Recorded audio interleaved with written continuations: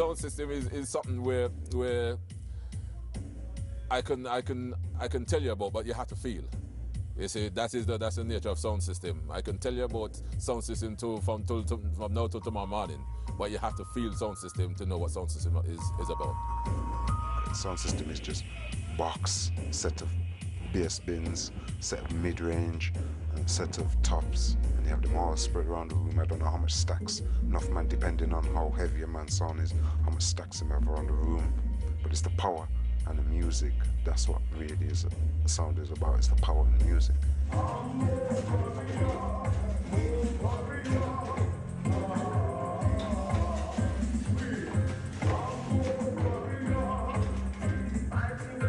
That's what we do, you know what I mean? And that's how we play our music. Every live band goes out there and plays their music. We play our music on the thing we've called sound system. There is nothing like presenting roots music to the people with the tool of a sound system. You know, PAs are great, and PAs are getting better all the time, you know, in-house club sets and stuff. But, you know, with a preamp and an actual home-built sound system, the vibes are incredible. It's very different to a discotheque, where every discotheque sounds like a next discotheque. You know, you've got this DJ, that DJ, that DJ. If you listen to them, they will all sound the same. But you know when you put Abashanti and a neck sound into a dance, earthquake, that you're getting two different sounds. The reason why sound system actually makes the music sound better is because it's like you're returning the music back in the studio. You know, because you got all this equipment, you know, to help you to sort of make the music sound good.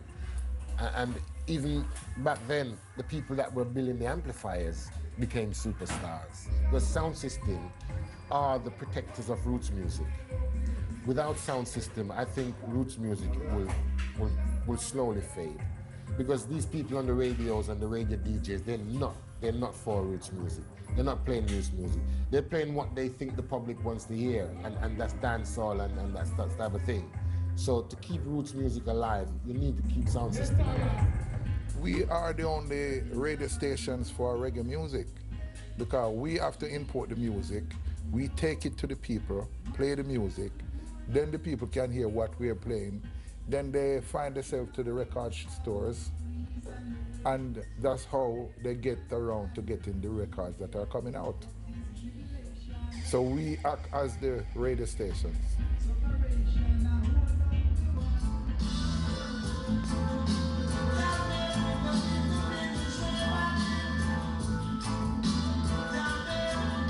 It's all becoming more and more corporate and more controlled. And it can be quite difficult to get the chance to put a sound system in a club. The club owner will say, well, we've already got a really expensive rig, why do you want to bring yours in and stuff?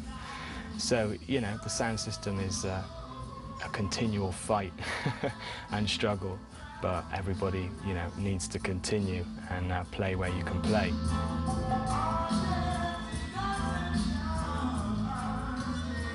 The energy that's generated in that space when a sound system plays is still very much based on having exclusive music to offer the crowd. You have to have things that they're familiar with and are to some extent commercial. You know, what we call warm-up music.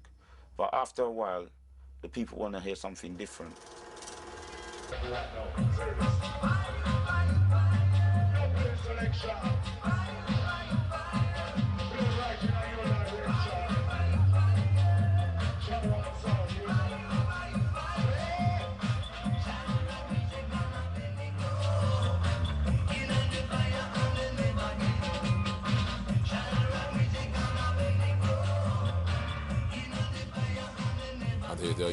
The only time you would hear them dub places on the sound system, and if you come out if you have the right links, and then that's how you started to get you know, dubs from Jamaica and, you know, things like that, and people who was going backward and forward, and you know, you had people who come backward and forward to Jamaica and they give you master tapes, and you know, that's how things started to come around. And then so, you know, the dub plate them time was very important. or whatever, guys, just to let people know what was going on and maybe coming out on the street in a year, 2 years time. It's keeping the whole thing about Rastafari within the music as well, you know, because that is roots music, you know, that is what roots music is, that's where it comes from. It comes from the message. I found myself through roots music, through listening to Bob Marley, Burning Spear, Dennis Brown and these people back in the day. That's how I found Rastafari. And Rastafari is the greatest thing in my life because that's what guides me.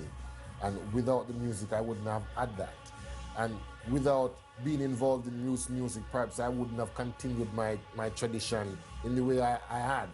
You know, if I had veered off and probably gone into hip hop or soul, your influence would have probably gone somewhere else, you know, because you don't see Rastas doing anything else but roots music.